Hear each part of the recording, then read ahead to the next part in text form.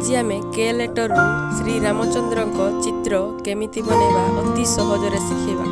आसंतु आपण मो सहित यही चित्रटी बनातु के कारण आगकू दीपावली आसवाक जाउछि, तेणुकरी आपण माने मध्य श्री रामचंद्र को चित्रटीए बनातु।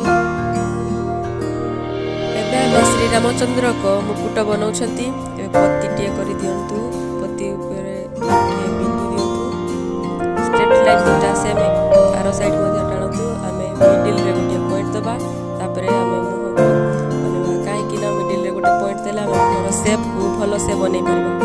एबे आमे श्री रामचंद्र को बेक बनाउछंती। देखंतु पूरा धीरे धीरे बनेबे आ भलो से बनेबे। देखिबे निहाती भाबे रामचंद्र को चित्रटी आपण मध्ये अति सहजरे बनै परबे। बेकर नेकलेस को आमे डबल यू करकी बनेबा, अति सहज होबे। एबे आमे श्री रामचंद्र को आईब्रो बनाउछंती।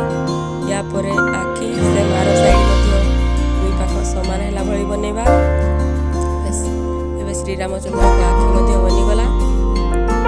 आखी बनला सरा परे आमे बनेबा श्री रामचंद्र को आखी।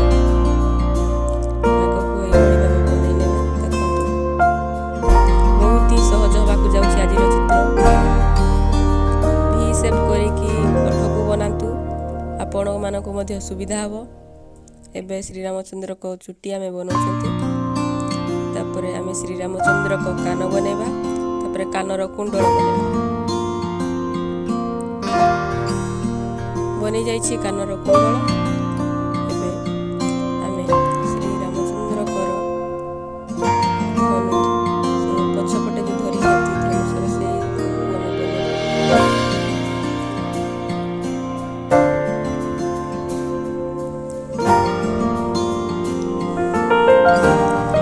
तुणी रे बनै सारिले। आमे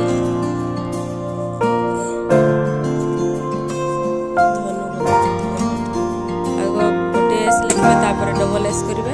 एभली भाबे बनैले आपनको मध्ये सहज हो। एबे सब बनि सरिछि एई गला। एबे आमे श्री रामचंद्र को फोटो चित्र को कलर करिवा।